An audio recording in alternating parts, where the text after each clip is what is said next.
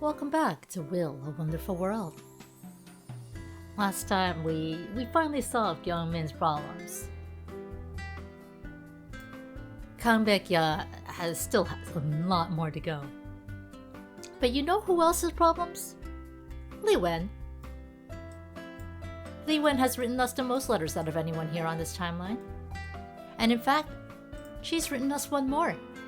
有没有搞错？ Oh, we've got back. So here's a letter from Jimmy that goes back before this turn of events, when he's practicing tennis. Dios, ¿qué debería hacer? And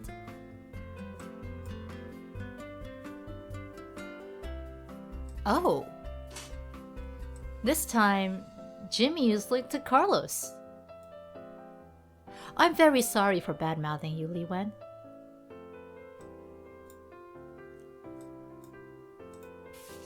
Well, I don't know how global things are anymore because Carlos and apparently Alicia are in Hong Kong now. But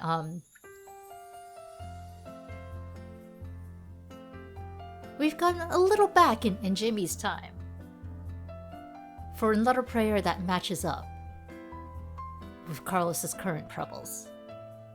So let's take a look at what's going on with Carlos first. Although it had just suffered a fire, Pitt Street 99 was still open for business. It was a small and old building. The walls were covered with flyers and graffiti. I walked through the main gate and saw a narrow staircase. There was also a small desk at the bottom of the stairs, facing the entrance. A man with spiky hair was sitting behind the desk with his legs crossed.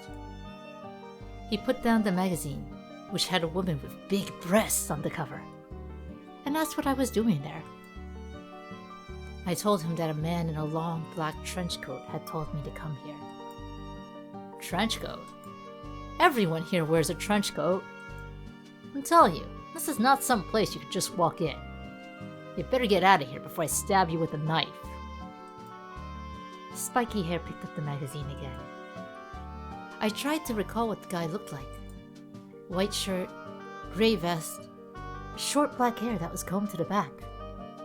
He also had a big guy in a black suit with a scarred face by his side. A scarred face? Mr. Tough? Hold on. Does the guy you're talking about have a right hand? Spiky hair put down his magazine and his legs, leaned toward me, and asked quietly. Right hand? I couldn't remember exactly, but I did remember that he had picked up my phone with his left hand. He shouted upstairs. Mr. Kwan! The guy you've been waiting for is here! I looked at the staircase with anticipation.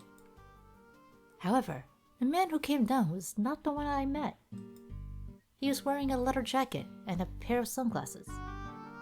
He had high cheekbones and he looked much older. He took me all the way to a suburb on the back of his motorcycle. Mr. Kwan spoke very fluent English. He told me that the building we had just been in was the headquarters of the Black Dragon Gang, the biggest gang in Hong Kong. And the person who had told me to come was the second in command of the gang. He had instructed Mr. Kwan to induct me as a pledge. A pledge was a potential candidate to join the gang. Somehow I don't think that was what Carlos was asking for. But before officially admitting me, Mr. Kwan had to make sure if I was qualified. Mr. Kwan put a gun in my hand. I was stunned. You don't have to do it. If you are not willing to do this, we can leave right now. You'll just pretend that you have never met me. Mr. Kwan took a small metal box out of his pocket and threw a piece of gum in his mouth. No, I'll do it. I couldn't let go of any chance to find Alicia. Besides, I had a brilliant idea. I went into a convenience store nearby. Why the horror music? Is this convenience store haunted? Is this near where Egg No Scruff lives? Most of the goods on the shelves seem to be used goods. Some of them were covered with a thick layer of dust. It's a haunted convenience store. The owner looked like he was over 60. He was reading a book behind the counter. It was just the two of us in the store. I walked up to the counter, smashed my left hand down on it, lifted the gun with my right hand, and pointed it at his head. I yelled in my meanest voice, "Give me all your money, or I'm gonna blow your head open!" Then I whispered to the old man about what was going on, making sure that Mr. Kwan wouldn't be able to hear me. I was so nervous even though I had no intention of robbing him for real. I handed him what was in my hand. "Please." The owner put down his book and looked at me pleadingly. We need the money here for my wife's hospital bill. I can't give it to you. Everything else in the shop, if you like, is all yours. All yours. Please. Please. Apparently, he had only heard my threats, not my whispers. Tears rolled down my face. I must have lost my mind to be robbing a poor old man like this. Even if it was all fake, I never should have done this. I handed the gun to my owner and loudly told him why I was there and what I had been through. To my utter surprise, after hearing my story, the owner offered to help me ask about my sister and even asked if I would be willing to stay here and help out in the store. He said I was welcome to stay as long as I didn't mind the little wage she could afford. I gave the old man a huge hug. Outside the store, Mr. Kwan had already left. I would never see him again. I started working at the store while looking for information about Alicia. Days went by, but I still hadn't heard anything. Lord, what should I do to find my sister? Should I have joined the gang instead? Carlos. Oh, why the horror music? It was a happy ending. I mean, he didn't get his sister, but he got a job. He got a place to stay. He's helping out an old man. It's a happy ending, right? Right?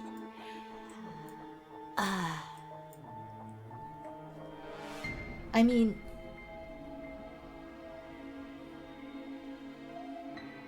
Mr. Kwan's not exactly doing the wrong thing here.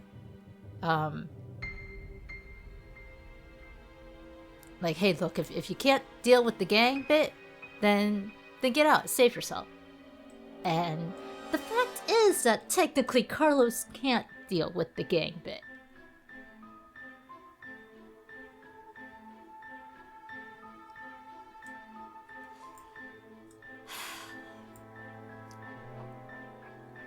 But it looks like we're going to have to make him deal with the gang bit anyway.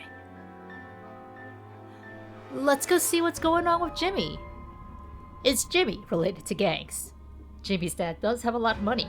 Jimmy's dad buys him whatever he wants. Jimmy has problems with exercise.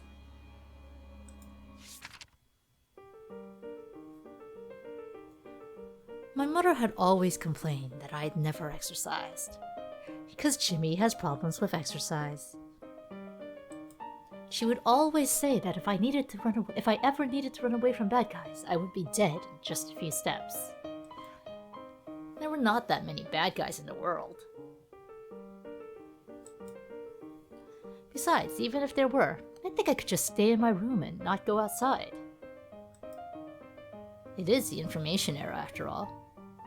As long as I can get information online, I can play with the real world in the palm of my hand. Yet, even though I managed to dodge all of the recruiting activities for the school sports meet, my roommate had totally ruined my perfect plan. Today was the all-school sports meet. I thought I could have made up an excuse, like a foot injury or foot spurs, so that I wouldn't even have to sit under a tree, and I could just stay in my room and play on my computer. But Rocky had signed me up for the 4x400 relay race without me even knowing about it, and now I had to stand under the scorching sun. Rocky is his roommate. No wonder Rocky knew, hey, this is a new kid who sucks at sports. 400 meters?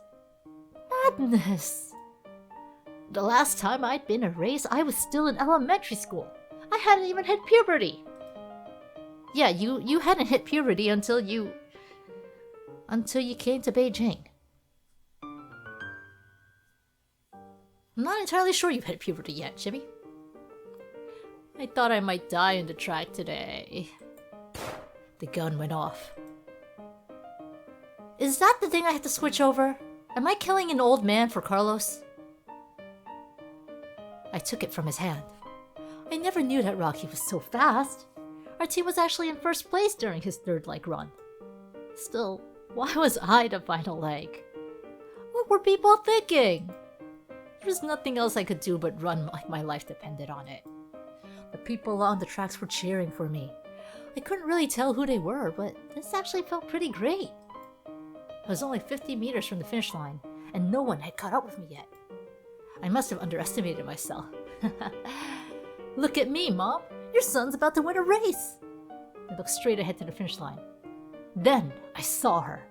I saw my crush! Oh no. Don't distract me at such a moment! It was too late. I'd only lost my focus for 1 second, and the tip of my foot tripped over a bump on the track. My entire body left the ground, and then my face smashed into the ground.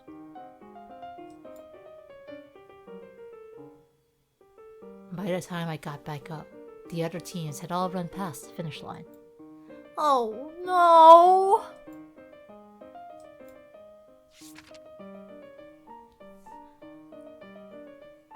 Jimmy, Jimmy, Jimmy.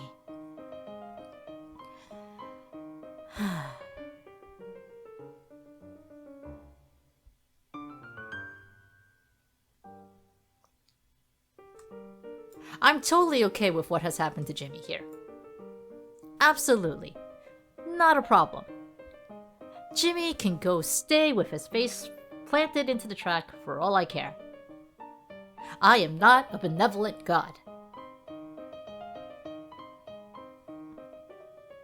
And I'm apparently not going to be because I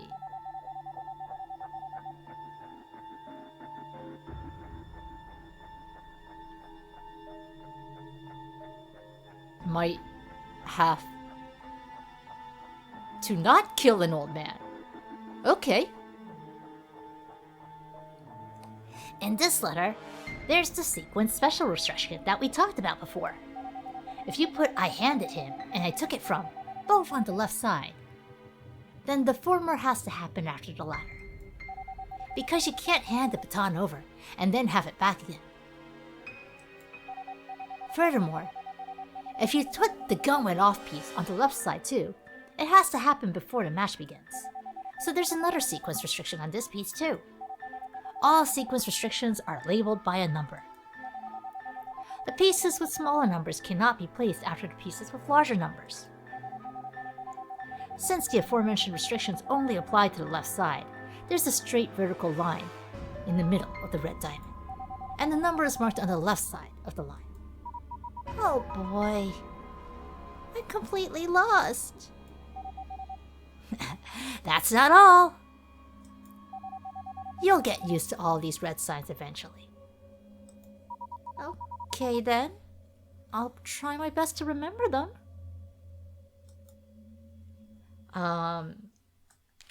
Well, I would like to argue, Fluffy, that it is entirely possible to hand someone something and then take it back. You just gotta take it back before he runs, you know? It is definitely, absolutely, 100% possible.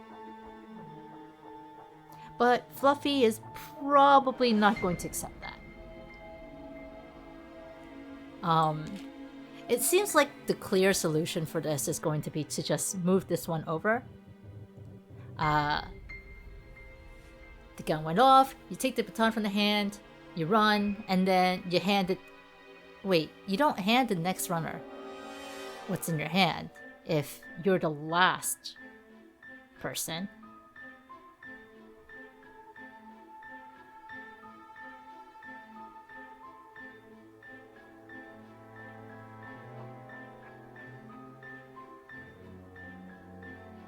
I am still very curious what this will lead to, so let's go ahead and give this a shot. Oh, it only changes Jimmy's.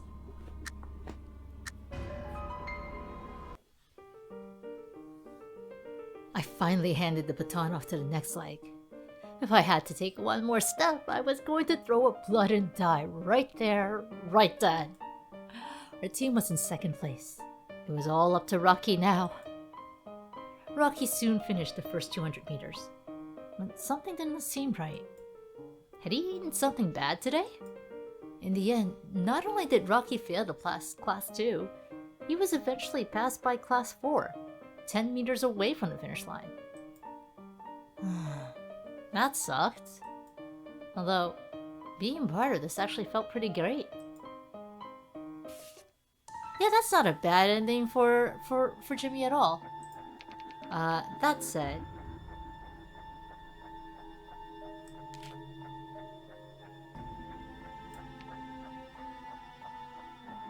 let's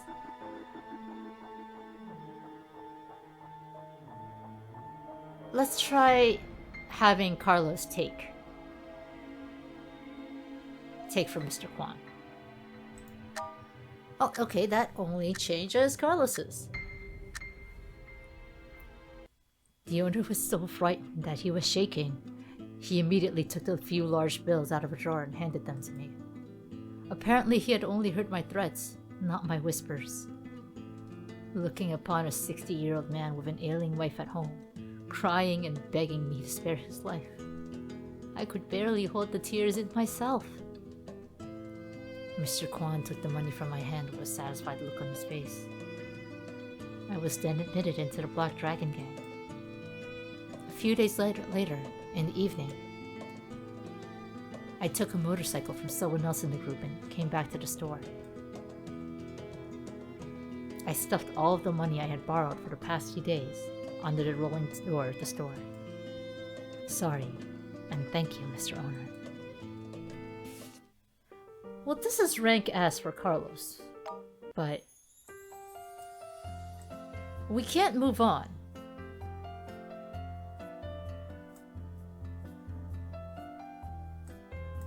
No new letters. So we are gonna have to solve Jimmy's thing. I mean, I feel like that was a good thing for Jimmy. He learned the power of exercise.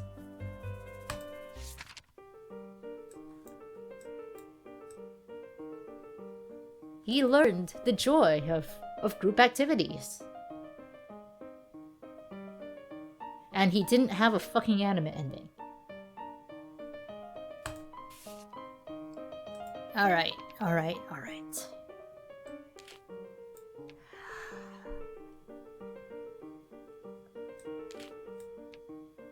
I really don't want to move the gun went off over to Carlos's side. Because I really don't. The gun is already pointed at the owner's head. I don't want Carlos to kill the poor man.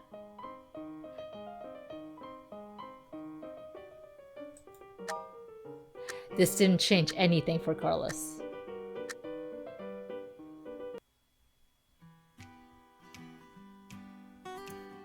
I got a new ending for Jimmy, and we saw earlier that the only ending left was the S ending. So at least we did something good for Jimmy. I finally handed the baton off to the next leg. If I had to take one more step, I was going to throw blood and die right there, right then. The team was in second place. It was all up to Rocky now. Rocky soon finished the first 200 meters. Something didn't seem right. Had he eaten something bad today? Let's go, Rocky! Go, go, go! I'll buy you ice cream! Now that I had participated, I wanted us to win too. I couldn't help but start cheering Rocky on. Many of the people around me were cheering for him too. I never knew that participating in this kind of event could actually feel pretty great. Rocky suddenly sped up.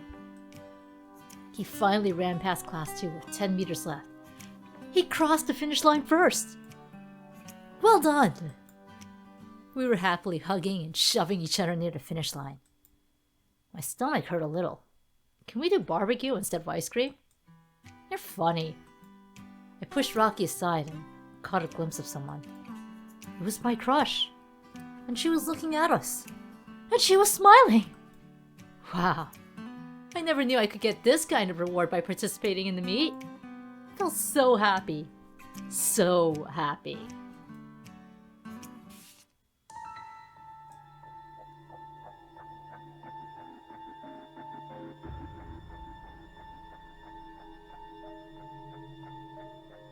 Alright, so what we needed was for Jimmy to participate.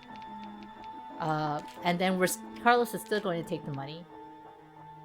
And that should get the S ending for both of them.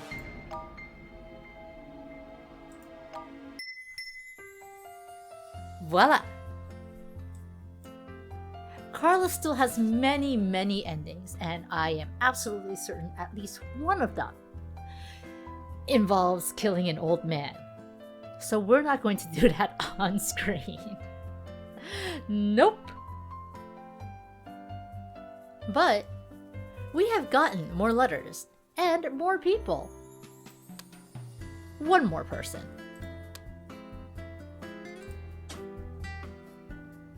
So we'll take a look and see who this might be next time.